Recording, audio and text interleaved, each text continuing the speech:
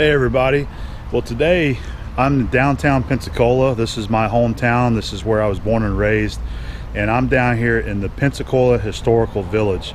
This is a place that I've always wanted to come and see, that I've never been to, even though this is my hometown. So we're here now, and I want to do a little tour of this place and see what they have to offer. And I think it's going to be a really interesting place to visit and see and learn from, and learn some of the history of this city here of Pensacola. It has a very rich history to it as a city, and they consider Pensacola America's first settlement in 1559, I believe. Pensacola is also considered the city of five flags. It's been under the rule of five different people, you know, the French, Spanish, British, Confederate, and then the USA. So it does have a lot of history here. But we're going to be in Pensacola Historical Village. This is where I'm at. You can kind of see a little bit behind me here. This is an area of downtown that they have preserved. It is, I believe it's owned and operated by the University of West Florida, which is the college here. And they have some of the houses, and they have some museums here that they run for people to come and visit and see what life was like in downtown Pensacola years ago, you know. So we're going to go check it out and see what it has to offer. There's 3 museums down here. The one behind me right there is the Museum of Industry. So I'm very excited to see that. And then this one right here is the Museum of Commerce. And both of these museums have a lot to do with the history of this town here, this city, Pensacola.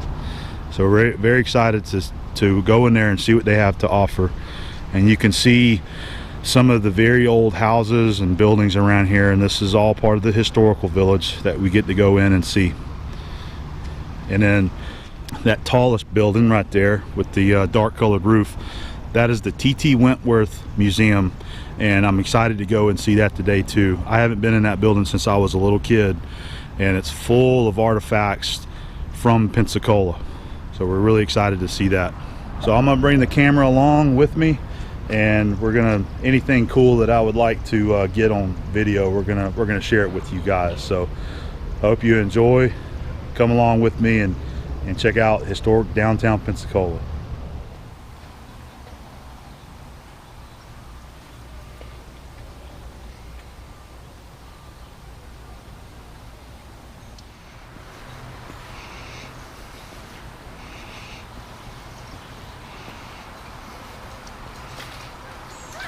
Hey.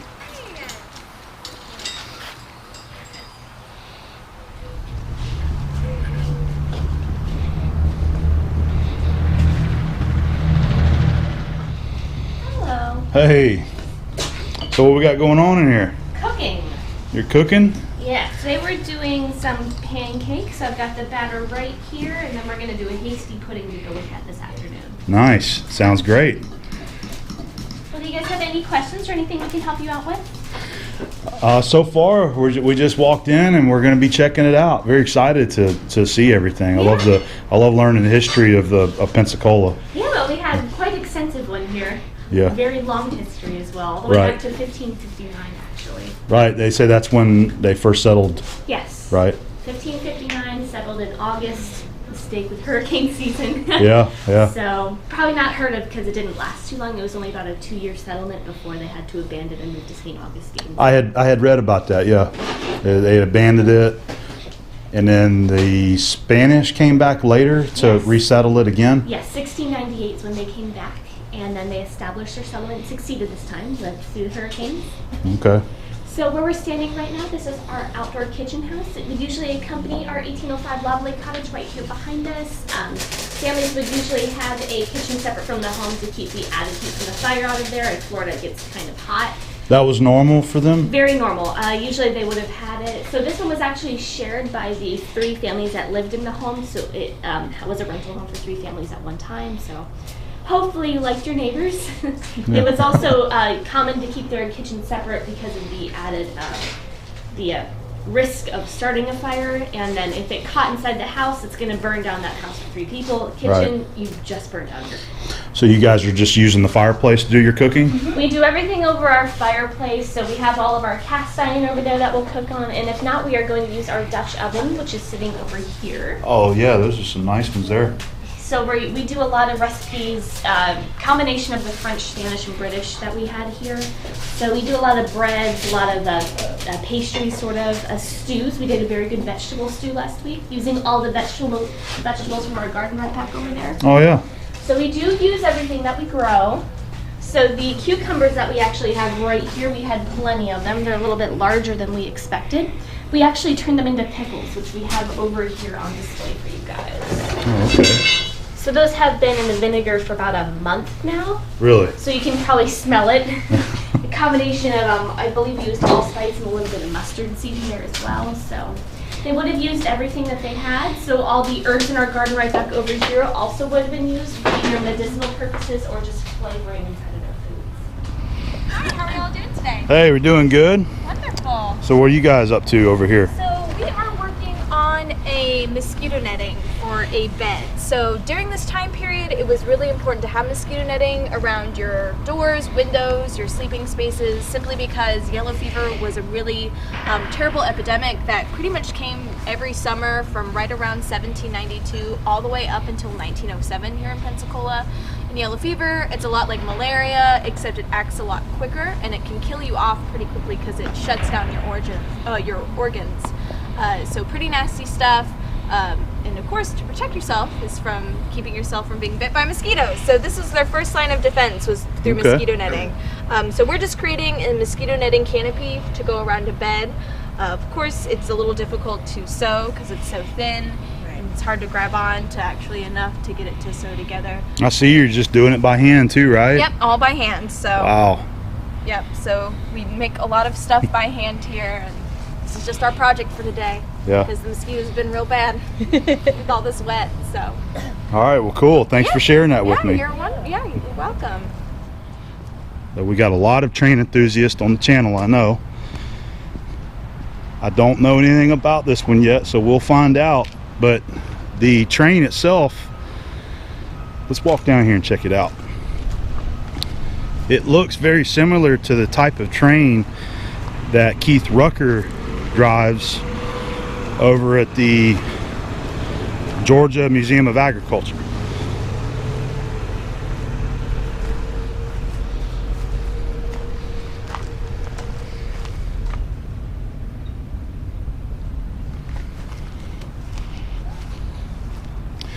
The T.R. Miller Mill is a company from our area here.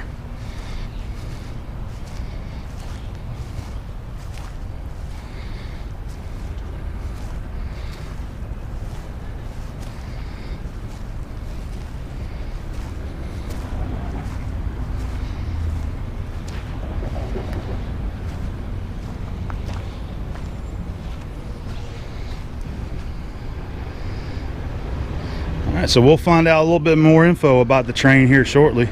Looks like they've got a braze repair done on it right there on the boiler, on the lid.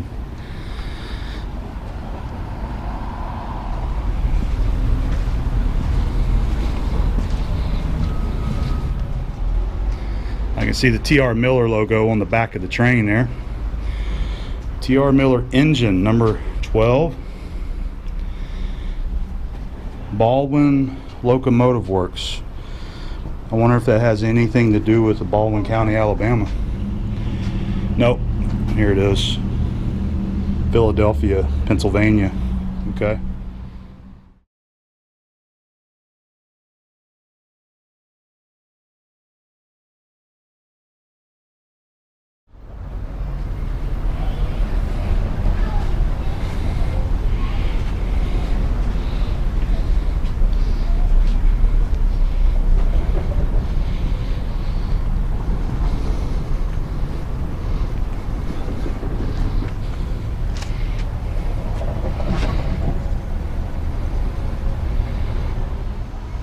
Little info about the building we're about to go in. And Abby was pointing out the masonry work, the brick.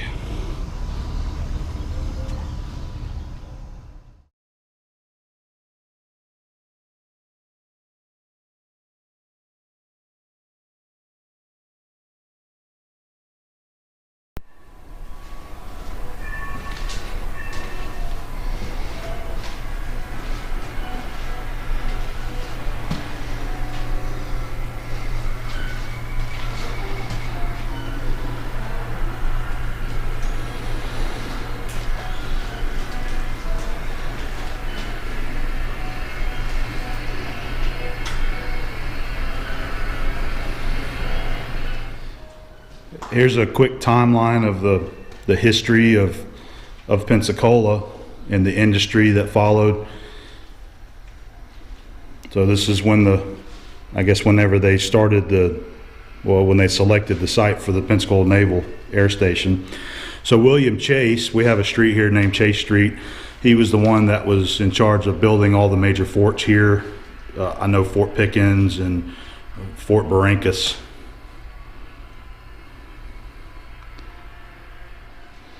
All right, so here's looking into the museum.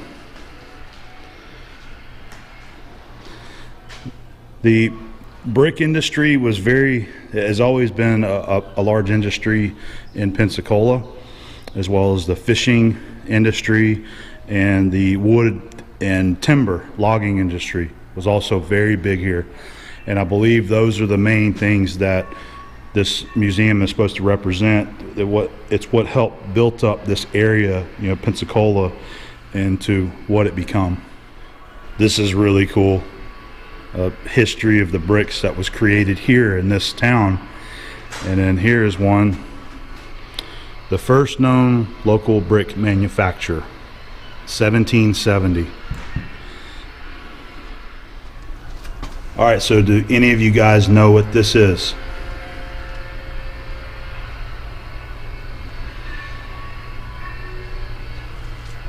All right, here's your answer.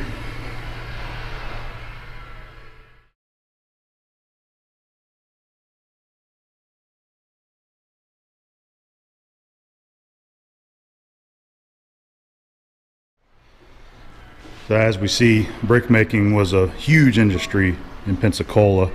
This picture right here is very interesting. It says that 16 million brick, about 95% of all we made, went to the government before the Civil War was commenced. And then, so there's William Chase again, who was in charge of building the forts here in the Gulf Coast area. Many of those brick were made here in the area for those forts. Pronounced kill. I didn't know that. Really. And we all say kiln, right? Yeah. So the N is silent. A recreation of what the kill looks like. So fishing was a big industry here. It still is a big industry here. I don't think it's as big as it used to be, but it still is a pretty big commercial industry. It's cool to see the old pictures of the port of Pensacola and the coastline on the bay, of all the ships and the piers that were everywhere, and all of the ships just lined up. So there's a red snapper, which is one of the very common fish that is caught out in the Gulf and sold. So I'm getting pretty excited. Back there we have what looks like a replica of a sawmill. So interesting, late 1800s, over 4 billion feet of lumber valued at 15 million left Pensacola through the port. So lumber was a very big industry in this area. It still is a pretty big industry, but it was a huge industry back in the day. Some of the tools found in the fishing industry. Neat one right there is some inside calipers made by Pexto. This is an L&N freight scale.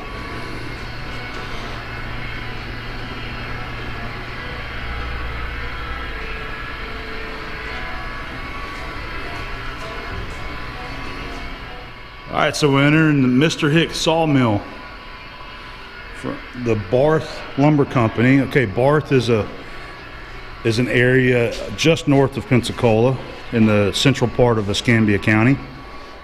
We got some equipment here, old flat belt driven. There's the flat belt pulleys there that would drive the equipment there. And there's one of the saws. Let's check it out. Man, this is really nice, the way they got this set up in here.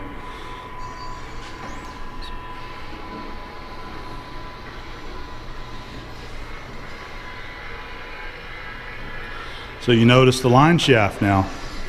Over there it looks like we have a steam engine that is running a line shaft. And then here it's showing how the line shaft is actually running that sawmill there. I'm not exactly sure what type of sawmill that is. I need to read the description over here and we'll find out. So just reading the equipment layout, that one in the center there is called an edger, and this one is your head saw, and then that one down there is your cutoff saw.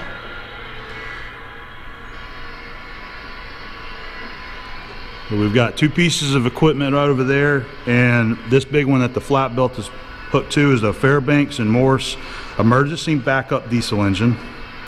And then the big one right behind it there is a Worthington diesel engine with alternator. So this is what they called the, I don't know if that's pronounced lathe, as in like an engine lathe or a wood lathe, L-A-T-H, but it's a lathe machine. It was used for fence pickets, broom handles, or plaster lathe strips.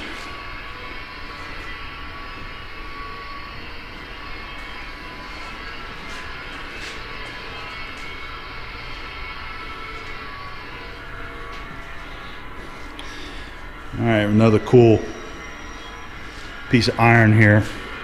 This is a molder. Produce tongue and groove flooring, ceiling stock, as well as decorative wood trim.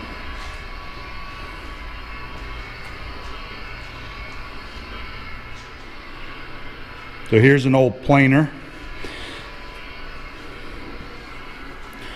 So if you visit Keith Rucker's channel, he's got a planer on his channel that he shows doing a lot of restoration work on and actually getting it operational for the Georgia Museum of Agriculture. And some of these parts right here he had built for it as some other parts of the machine that were wore out. There's a saw blade sharpener.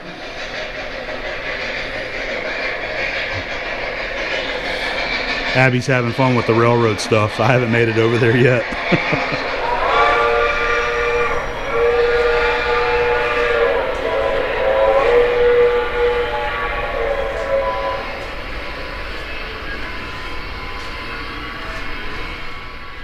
So here's our Worthington diesel engine with the alternator hooked to it back there.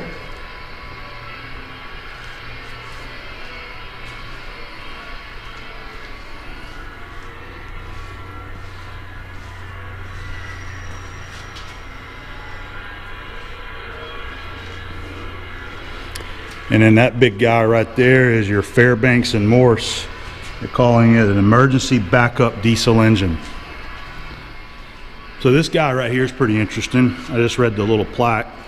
It's called a Kenny Swage, and actually it was made by the Covell Company.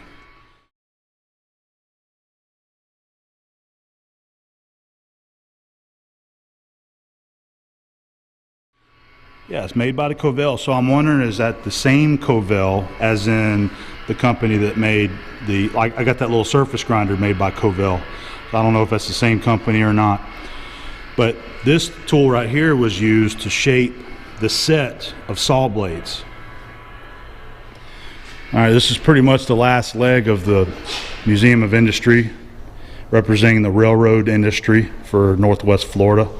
So we have some really cool pictures that we can see.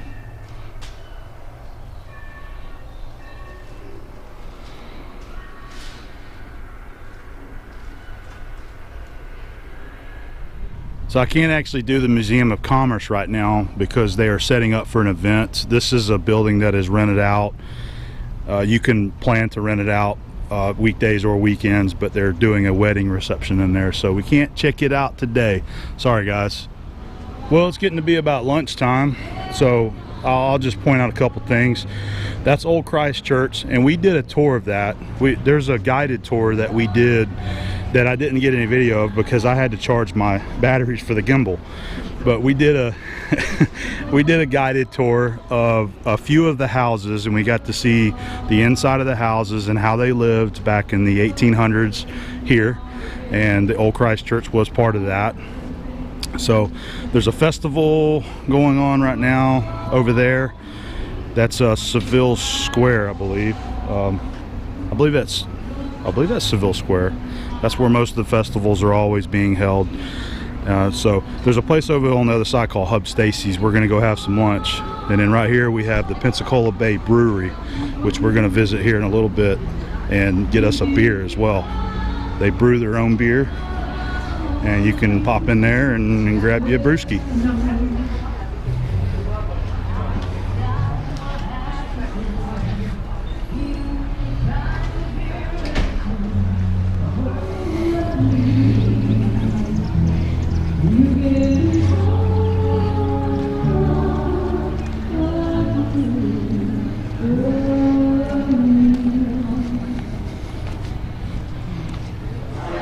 So this is our choice for today, Hub Stacy's, right here in downtown, the historical district. They have a lot of food. Let me see if I can get this up. They have a lot of sandwiches here, which is great. And I love how all their sandwiches are named after our street names here in Pensacola. I'm thinking about trying the Hub Club possibly, or the Government. My brother says this one's the best one. The Tarragona? Yeah. Okay. We'll figure it out. So here's our lunch for today at Hub Stacy's. I got a sandwich called the Hubba Bubba, which is sliced roast beef grilled with mushrooms on it and their homemade potato salad. And what did you get? I got the Balin. The Balin. It's a veggie sandwich. Veggie sandwich, and that is a big sandwich. It's a huge sandwich. With tots? With tots, and it has hummus on it. Oh, okay. And they make their hummus here. Mm-hmm. And then these are corn fritters. Nice little appetizer. So we're ready to chow down. This is a great place. Here, we'll give you a shot of what it looks like inside here. Right out there, right behind me, is where the festival is going on. Part of the historical district, this whole area here. Are you having fun today? Great day. Of course I am. Good.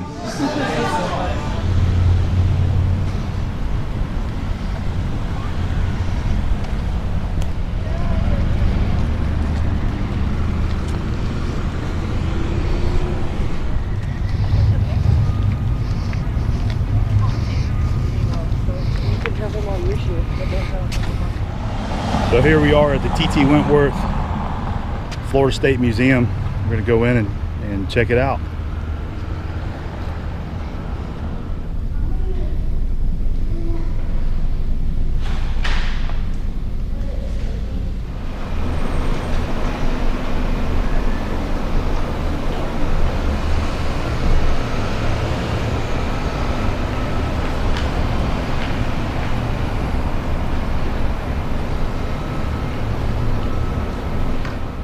So Trader John's used to be a bar here in downtown Pensacola. It was a famous bar. It was a Navy hangout.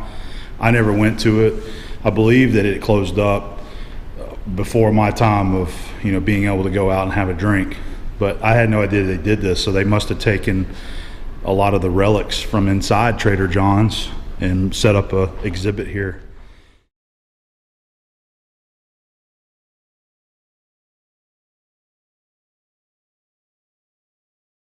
And I'm assuming this is what it looked like.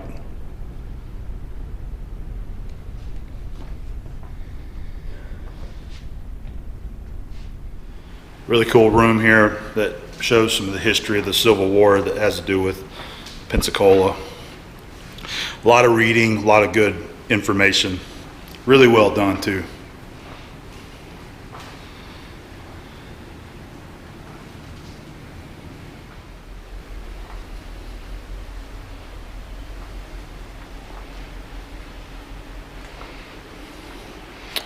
There's that famous cat. Creepy. Very creepy.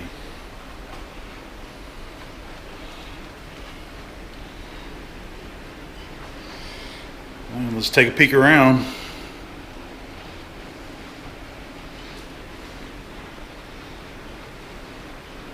is a lot of random. I like it. From what I have read about Mr. Wentworth, is he was a collector. collected a lot of things, which ended up being the museum. I've never seen one of those. That's a manually operated scroll saw. You turn that and it makes the blade go up and down.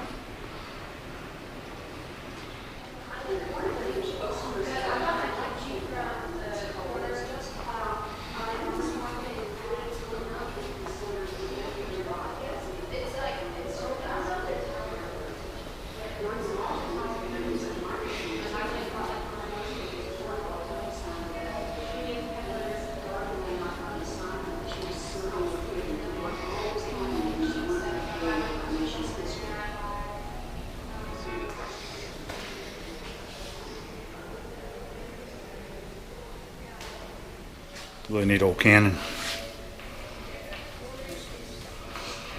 I found that when they were dredging off of Perdido Key.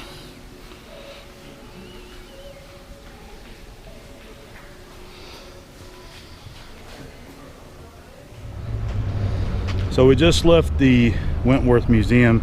I really didn't get a whole lot of video in there. A little bit harder to film with the type of museum that it is. There's a lot of information to read to learn about the history of the city here. So got a little bit to share with you. Hopefully you enjoyed that. I think we're going to go down to the Pensacola Brew Company and drink a beer. If you're so inclined, you could do a Segway tour. So this is inside the Pensacola Bay Brewery.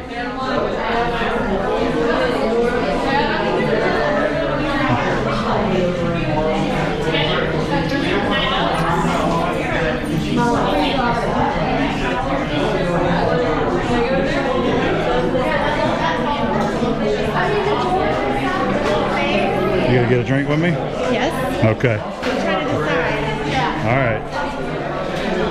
Which one'd you get? You got a porter? Lighthouse Porter. Okay, Lighthouse Porter. I don't remember which one she gave me. Yeah, so which one did you give me? Okay, so this is the Belgian wit. It is kind of like a blue moon and a Hefeweizen mixed together for its taste. Yeah. We use a Belgian Abbey yeast, which gives it notes of banana and clove. And then we use orange peel from the orange tree across the street in the church. Oh, Not I've in seen the those. church, but in the church lot. Yeah, I've seen those. And so we climb and get those oranges and use orange peels and a little bit of coriander in it. Very cool. Yeah. So you brew it all yourself Oh, we here? brew all of it back here. Everything that's on both of these lists is all brewed here. Okay. The Lighthouse Porter, Lighthouse Porter is just a very nice, kind of refreshing porter. You know, it's not too heavy like a lot of the dark beers are. We want to keep it light because it gets so hot here that it's still drinkable in this heat. You kind of get like roasted notes, malts, and It's really, really good. good guys. Thank you All so right. much. Thank you. Absolutely. Guys, what can I get for you today?